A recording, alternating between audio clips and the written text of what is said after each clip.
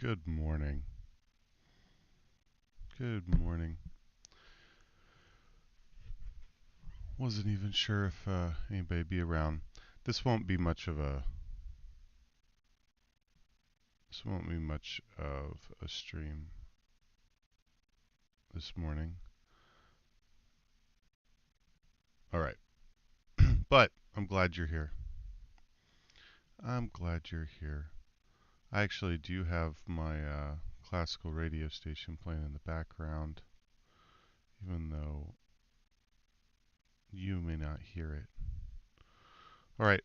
This is going to be relatively quick, I think, as long as I don't drone on too much. I got an email yesterday from, or overnight, from PCBWay with some pictures. So I figured that everyone would love to see that. My only issue right now is finding the correct browser window. And I do believe that we're in it.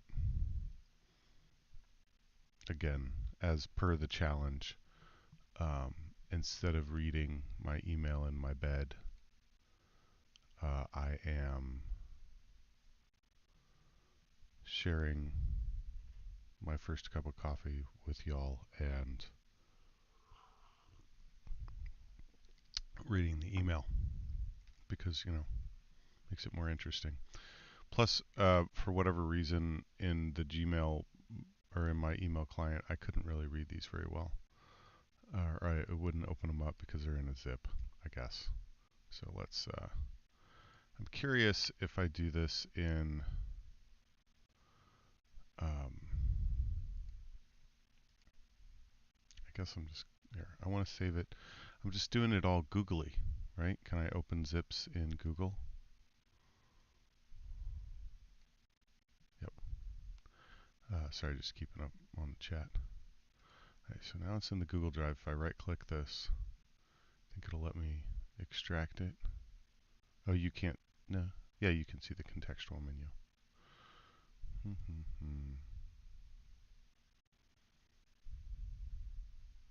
Open with. Those all, why don't they give me a, I'm just going to download it.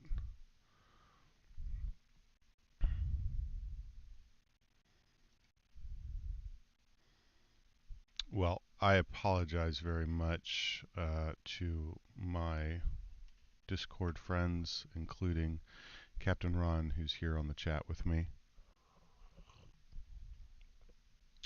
that I basically, the amount of activity that I had yesterday was to pop in last night and say, hey, I won't be here. But, life happens. All right, so we've got some pictures. I'm going to throw, it's going to let me, because I can't put it in my browser. Stand by.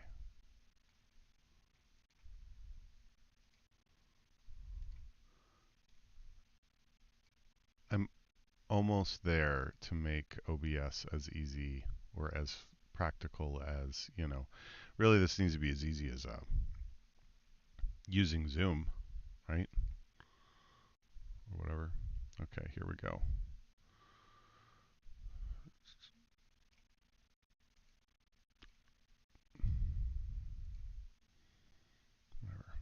I'll rotate it. Rotate it later. Think it'll let me move around. Yeah. Okay, it's picture viewer.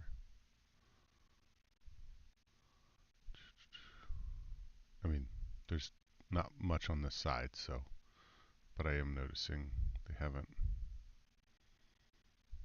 finished that. Oh, I'm sorry. I should read the email. Yeah, we're all set up now. We're all set up now, and now we're actually starting something. Hi, that's my name. I've just now exposed it. For your SMT order, blah, blah, blah. Attached pick, please check the component's direction and polarity. If your order have PTH components, we only weld one pin during the sample pick checking process. Okay. That's fine.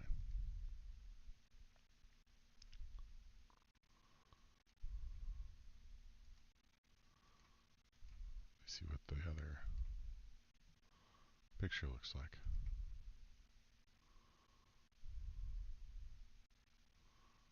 I'll tell you what, I feel like, or I'm going to open, yeah. I'm just dragging the picture in from the, oh, hold on. Yep. This will be a little bit better picture viewer.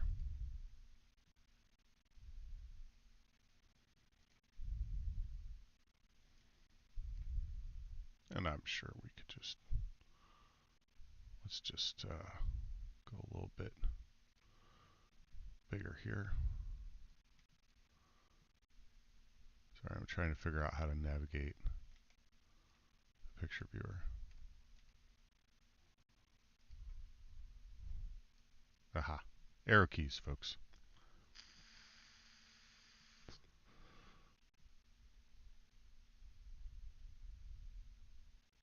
Wow.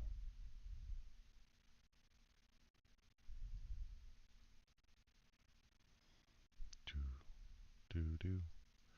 Do, do, do, do. Oh, I should make sure I'm paying attention in case you chat me. Since I made this bigger.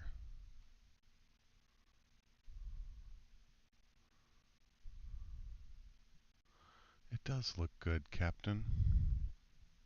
It does look good. And I have to say that I really like the red and white text from a readability standpoint. The green looks good too, but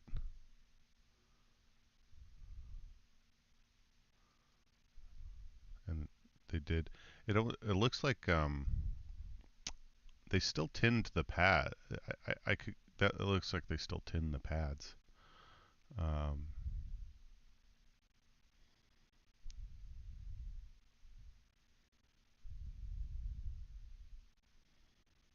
yeah, it looks nice. There's that clock.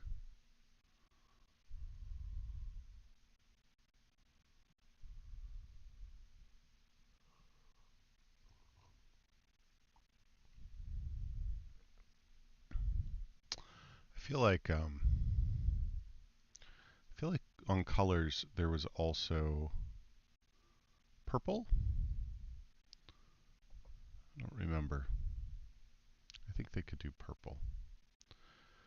And here's the here's the part from here's that transient diode.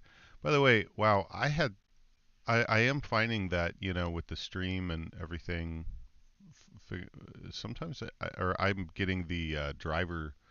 What is it? You know, it's the effect when somebody's giving you directions. This is a documented human thing. When somebody is giving you directions or you have this other stimulus, you go from being basically proactive to reactive. Excuse me, my air conditioner kicked on. I'm going to turn that off. And doing this via stream with chat and it not having be another voice uh, is definitely a new psychological. So it's interesting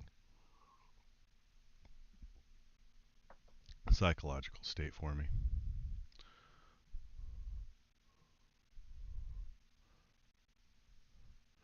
I mean, as far as checking this board, and yes, here, let me check on the messages. Oh, we've got more folks.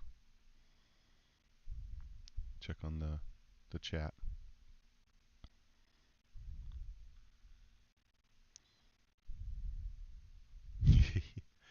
I like the idea of doing the purple board. See how difficult was it to actually get the T31 NDA 10K minimum orders. Yeah, thanks, Captain Ron. And I'll tell you what, Epsilon, we have a wonderful Discord where you could talk about this too. So we did this in 2 different routes. I'll take off the. Let me talk about that for a second. Again, this is my first cup of coffee, so. But we were able to do an MOQ of 1 on Mauser and I think in DigiKey as well. There was, in fact, this is a cart. This was Bogdan's. Here, back to the wrong browser, but I will put it up here. This is what the original bomb looked like. And he bought 5, or had a quantity of 5, if I recall. But this was off of DigiKey. And then what I did with PCBWay was a turnkey assembly order where I sent them the BOM and they sourced it, which is another kind of way to get another MOQ because they will get you exactly what you asked for. And on the NDA, we have not signed any NDAs yet. There's been no NDAs signed yet. So we're just buying the chip, retail for a low quantity of orders, and not signed an NDA. And so far, we've only really used open source tools in order to get things on. I am going to be using, as soon as I get some time, most folks have been using OpenIPC build chain to load images. I think Captain Ron also did a build of OpenWRT, if I recall. And we're using BuildRoot to, we're slowly learning BuildRoot or getting the right things in place, particularly taking the prompts from the OpenIPC group to build our own distribution. That is what is recommended in the SDK, and the SDK for the T31 that we've used so far, for example, I used it as a build chain that was publicly available. So, and all of the operating system side of things, they used open source U-boot. They recommended using BuildRoot, that sort of thing.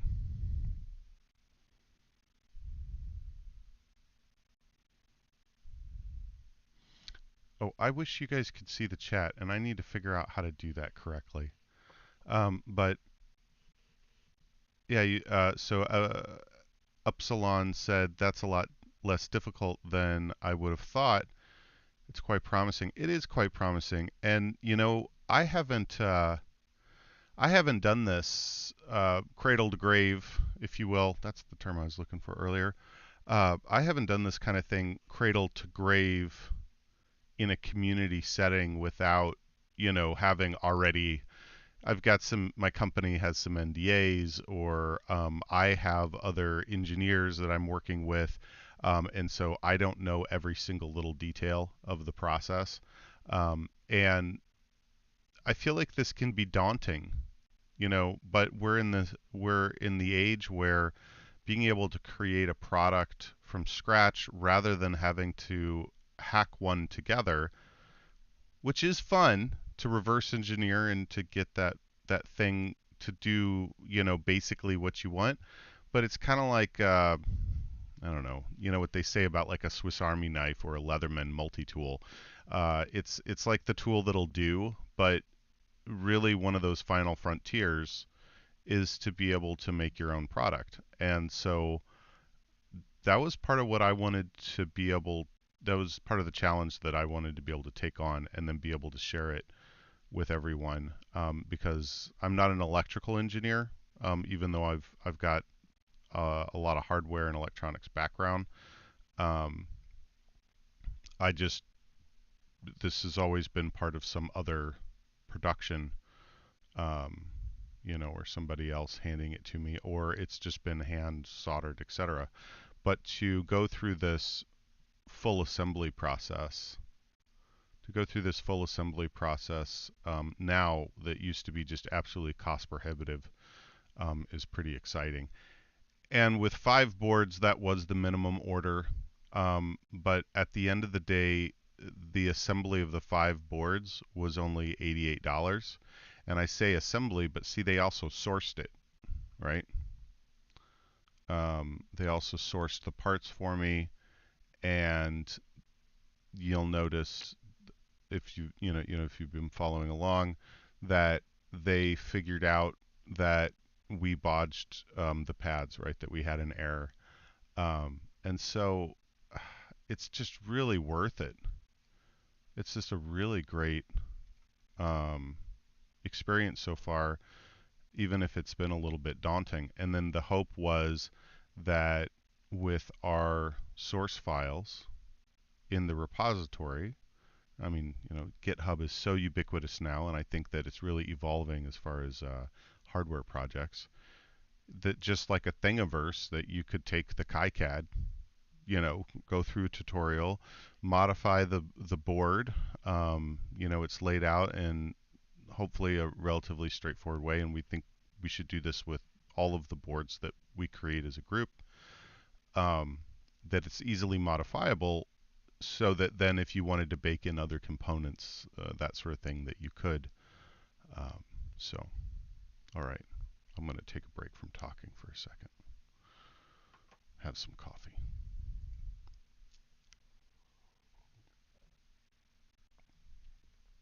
Oh, the 2 routes, right? So we did the full assembly route, and then Captain Ron used his hand soldering aptitude and reflow oven general workshop that he has, um, who at least by day is, he is also, I don't want to undermine people like Bogdan or AD Beta that are, that are like embedded engineers or electrical engineers by both trade, and they're doing it every day.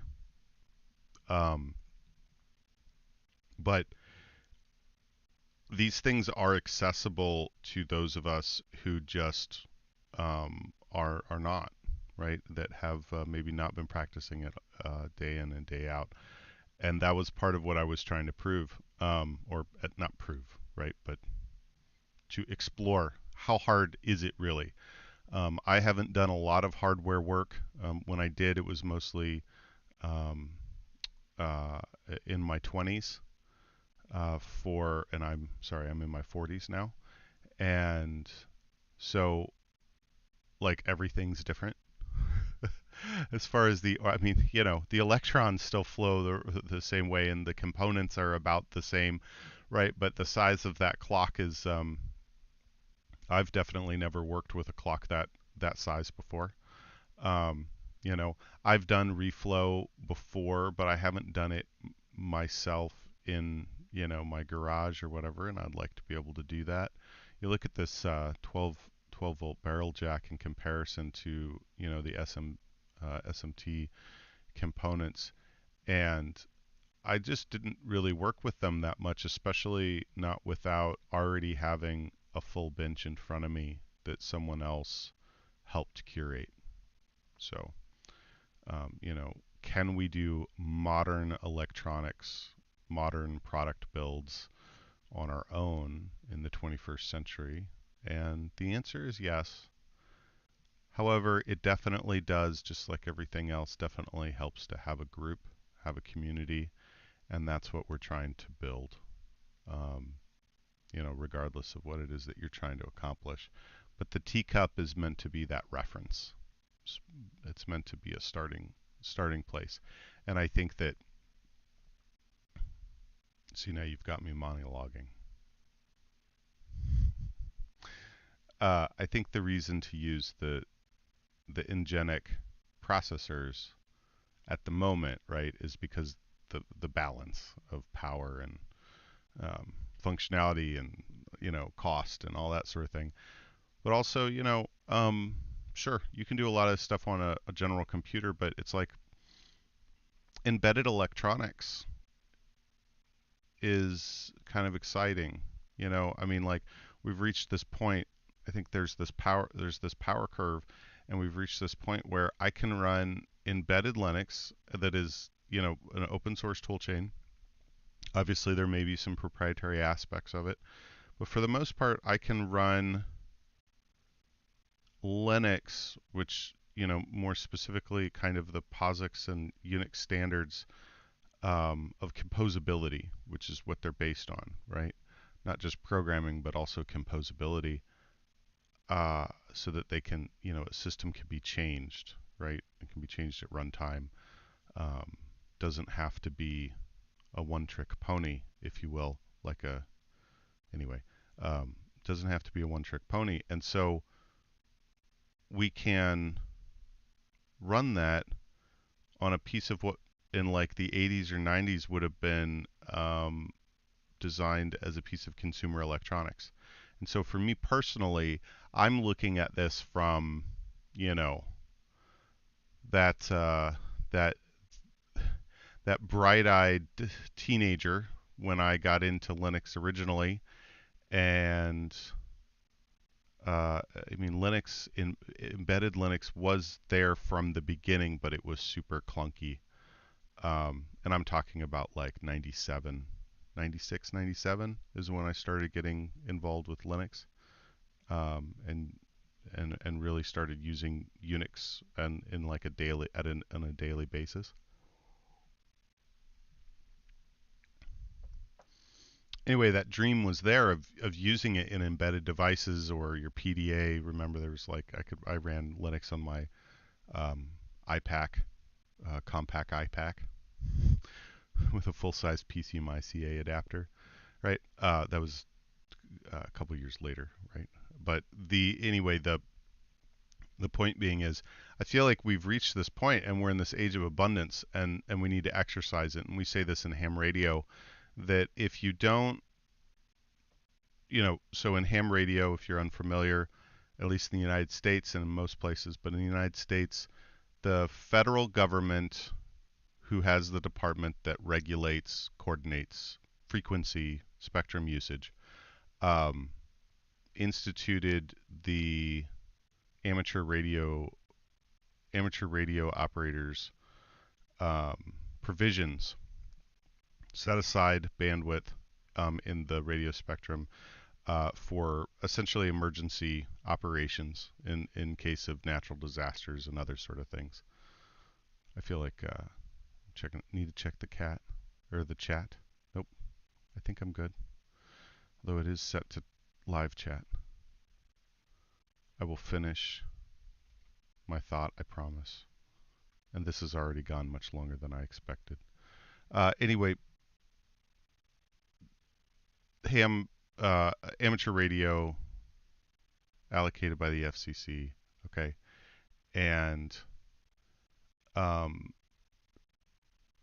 we have lost bandwidth as ham radio operators. There are spots in the spectrum that we've lost in the FCC, because in reality, while the federal government wants amateur radio operators to be available to serve agencies in time of need, they're competing with corporate interests, right, that would like to have that radio spectrum. All the way back to my point, I promise. Gonna get there. If amateur radio operators don't exercise the art of radio and the things that they stipulate as to why they are given those privileges, if they don't exercise it, if they don't use it, then they lose, I hate to say use it or lose it, but they lose the they can lose the spectrum. The corporate interest will scans the airwaves, and they'll make an argument, and then they'll give the government a lot of money to buy that spectrum, right? To rent that spectrum. And the amateur radio operators don't have it now, thanks to, for example, the groups like the Amateur Radio Relay League, the ARRL, which is the primary legislative advocate for amateur radio. You know, helps encourage the activity, etc., so we don't lose bandwidth. Anyway, I feel like in manufacturing, in electronics and hobbyist electronics, we're doing the same thing. We need to exercise the tools. We need to exercise the technologies. If everything is embedded and locked down and has the fuse switches, locking us out from reprogramming and everything else, if we don't force like a lifestyle, an open source lifestyle that makes sense in the things that we use, well, quite frankly, it'll all become an iPad, right? Or it'll become, even though these are reprogrammable, they will be the same as the same as an ASIC, right? Or the same as just something that only a one-trick pony. So, yep. Obviously, I went way off there. So I'll close it down.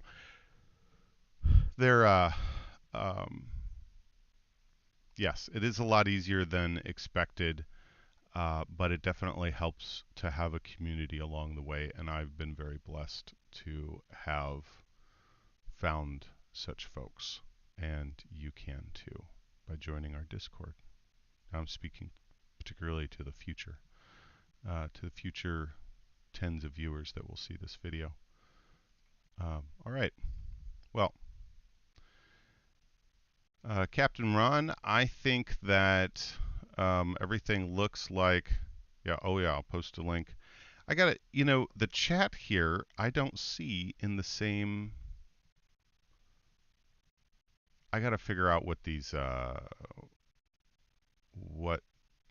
got to figure out how to finish sentences. The chat history. I don't know if I have to turn it on per the video, per video, but I haven't been seeing it when I look back at the videos. However, I have not had a lot of time to look into it. Our link to the Discord community server is on, the best link is always on the GitHub repo. And I'm going to post it here in the chat. There's also, this is last thing. Yep, because we're at 29 minutes. And I said it was going to be a short one.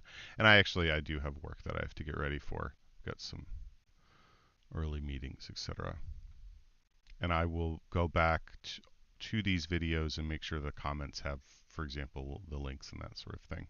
I guess this is where not being just a one-man show would be nice.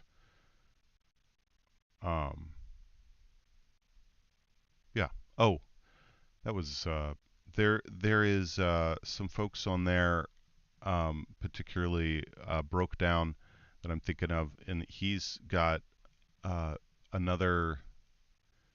Oh, nope. He's got a YouTube channel where he did a fantastic job of also looking at this camera, and he is one of the fellows that also found the camera. So this is the WLT Tech Blog, and I think he's just got the one video here, but his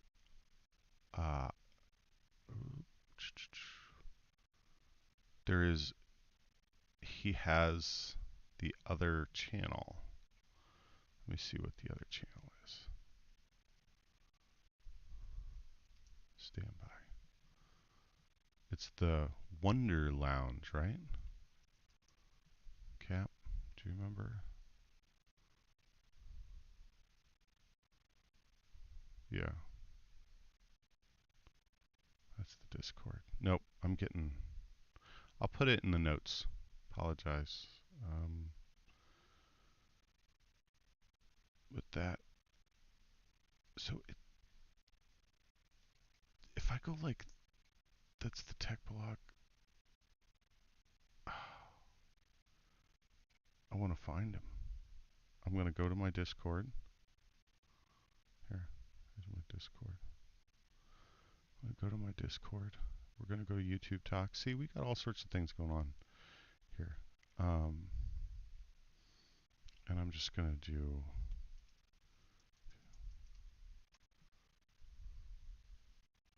Yes, the Wonder Lounge. Hold on.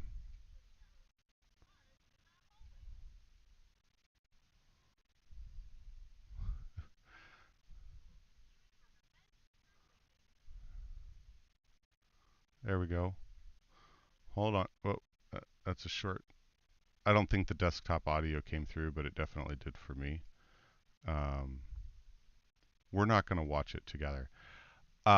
He and his wife have... Oh. Stand by. This is very loud in my ear. Okay, here we go.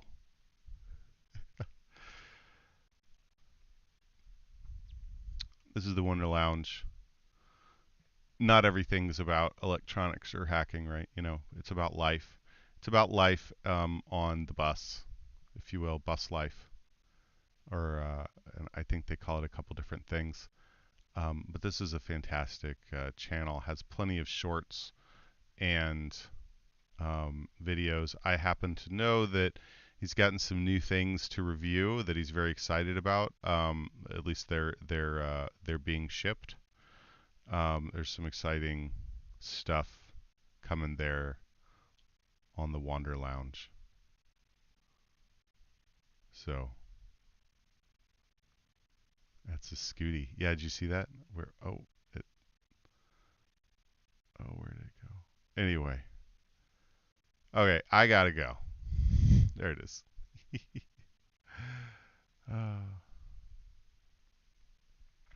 I gotta go get ready. Everyone, have a wonderful day. Thank you for joining me. You know, there was really only about 2 minutes of real content in this video, but we made it to 34 minutes, and I'm going to go ahead and cut it so that I can get better and better at signing off. Thank you. Thank you, Captain Ron. Thank you, Epsilon. Speaking in the morning is not always my best thing, and thank you very much for being my warm-up crowd as I warm up. Happy hacking. I'll see you soon.